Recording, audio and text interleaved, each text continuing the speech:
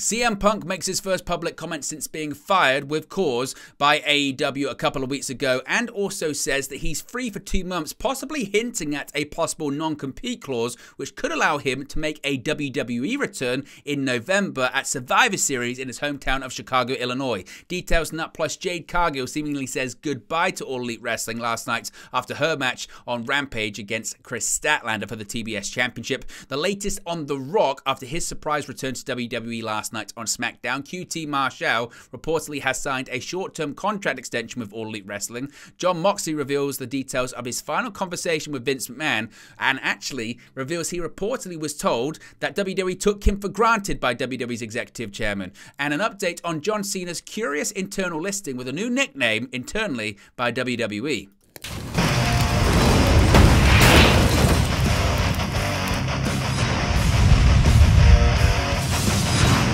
Hey guys, welcome back to Wrestling News 365. Hope everyone is doing very well. As always, there are plenty of news stories to get into in the world of professional wrestling. Let's start off talking about CM Punk with his first public comments since being fired by AEW a couple of weeks ago. Of course, today actually marks 2 full weeks since AEW owner and CEO Tony Khan publicly announced that CM Punk had been fired by the company with cause due to a backstage incident involving CM Punk and Jack Perry during All In at London's Wembley Stadium a week prior. Despite initial reports suggesting that CM Punk might issue an explosive response to being let go by AEW, he has stayed pretty much silent on anything to do with the subject since then, but that silence ended last night, at least somewhat. Punk returned to his occasional gig of doing color commentary for Cage Fury Fighting Championships on Friday, and he and broadcast partner John Morgan made several clear references to the incident at All In, as well as his AEW departure. First, Morgan introduced Punk by saying, quote, "Look who I ran into backstage," adding that Punk was back on commentary with cause. Later in the broadcast, Punk suggested that commentary team do a post-fight show, to which he was asked by another colleague if he had time on his hands, and Punk responded, quote, "Yeah, I got time on my hands for the next 2 months," end quote. At one point, Morgan also playfully mentioned that he and Punk had some things to discuss, and Punk replied with, quote, "What do you want to talk about?" in an equally playful manner. Of course, what do you want to talk about being the catchphrase of the American Nightmare, Cody Rhodes. Now, nothing is known publicly about whether or not Punk has a non-compete clause with AEW following his firing that would prevent him from working with WWE or any other wrestling company for that matter for a certain period of time. That said, Punk's comment about having 2 months on his hand has unsurprisingly already led to rampant fan speculation that after that time he will be free to return to professional wrestling.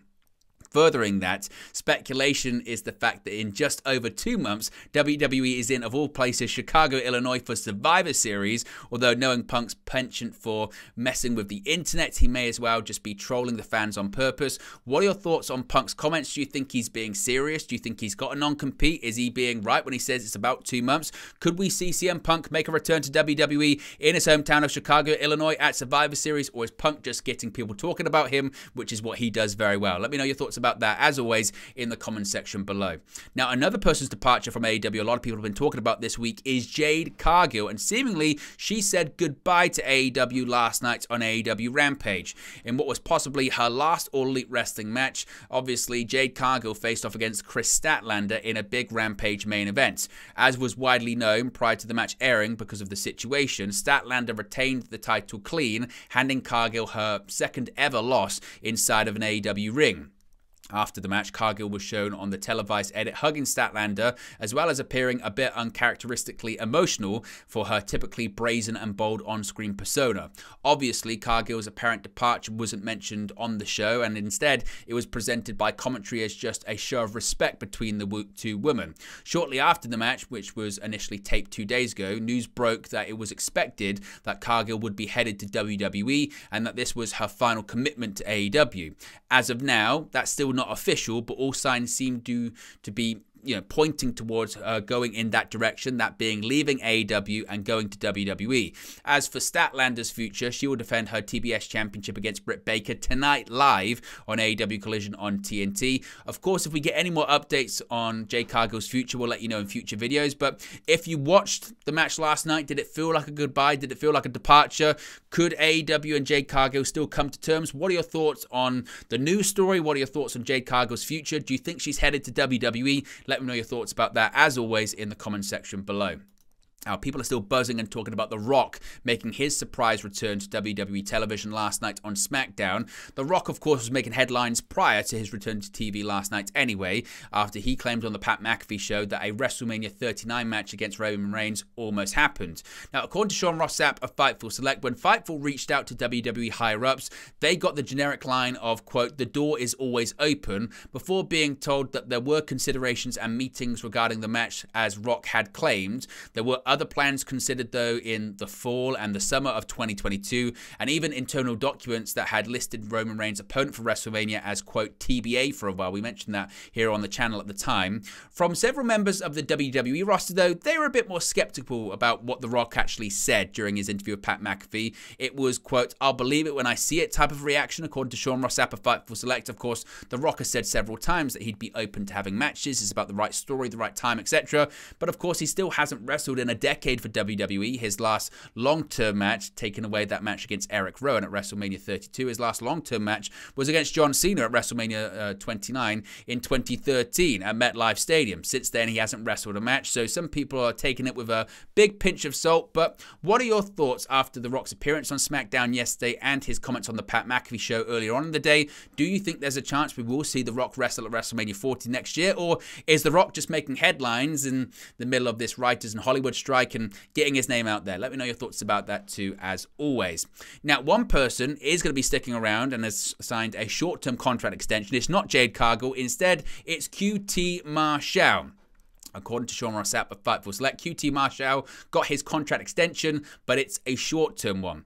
Fightful are reporting that they have learned the recently discussed contract extension between Marshall and AEW indeed did happen. Marshall has continued working for AEW after a brief vacation. However, Fightful were told that his AEW talent contract actually was up and he was working without a contract. Marshall had been in the process of negotiating an extension with All Elite Wrestling that would keep him around as a performer, in addition to still performing his vice president duties, which included him producing Jade Cargill's last match in AEW.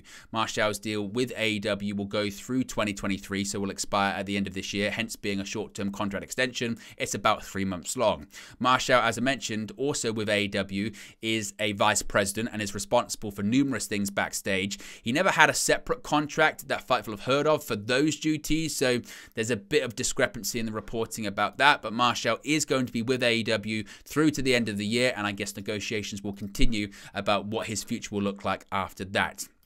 Now, Jon Moxley has done a really good interview with Believe Wrestling, and actually it's fascinating on a variety of topics that he's spoken about. He spoke about his health and arthritis, recently being told by a doctor he has the arthritis of a 70-year-old man, speaking about his in-ring future and his general health. But he's also revealed the final conversation he ever had with WWE's executive chairman, Vince McMahon.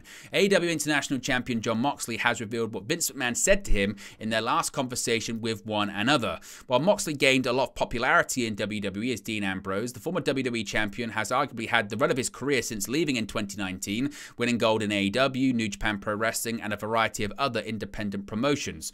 Moxley most recently won gold at All Out 2023, defeating Orange Cassidy to win the AEW International Championship. Speaking with Believe Pro Wrestling, Jon Moxley noted that in his last conversation with Vince McMahon, the former WWE owner told Moxley that he took him for granted. Moxley noted, quote, "I take a lot of pride in our work and our work ethic and the standard we set ourselves to, and the way we do the job. To be one of those guys that's reliable, that's always there. The downside is that it's very easy to take you for granted. The last conversation I had with Vince McMahon, he straight up told me, we took you for granted. It's a tough job because I got a lot of experience. A lot of stuff is very familiar to me, and I'm comfortable doing stuff that a lot of other people may be intimidated by." So he suggested that actually Vince McMahon said, we took you for granted. Do you agree with what Moxley is saying that Vince McMahon said to him? Do you think that WWE did take him for granted? And before Moxley's career is over, do you think there's any chance he could return to WWE, or has that ship long sailed? Finally, John Cena, of course, he's on what will be the longest run of his WWE career for the last sort of half decade, 5 years. And it's quite interesting, one thing that he's internally listed as. It's in an interesting addition to John Cena's internal WWE listing has now been revealed following his recent recent appearances for the company. Of course, Cena made his return to WWE television on the September 1st edition of SmackDown. Following appearances at Payback and Superstar Spectacle, the 16-time world champion is now set to appear at every SmackDown taping until the end of October. Because Cena has been pursuing other projects in recent years, anytime he returns to WWE is celebrated by the company. Per Sean Ross Sapp of Fightful Select, John Cena is internally listed as the, quote, greatest of all time. Cena has been referred to as the greatest of all time on several occasions since returning, with Grayson Waller notably acknowledging Cena's GOAT status on the September 15 edition of SmackDown. In the closing segment of the show, Cena appeared on the Grayson Waller effect before Jimmy Uso made an appearance to confront Cena. Things got physical, with Solo Sikoa also siding with Jimmy before AJ Styles evened the odds, saving Cena from the beatdown.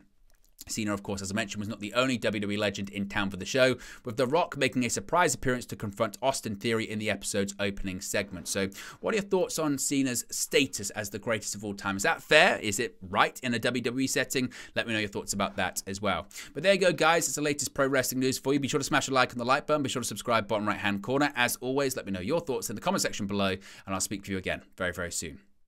Hey guys, thank you for watching, listening, streaming, or however you come across this video today. Be sure to click on the video on the right there to watch our next video, or click the bottom there to subscribe, or the bottom right hand corner. Thank you very much, and I'll speak to you again very soon.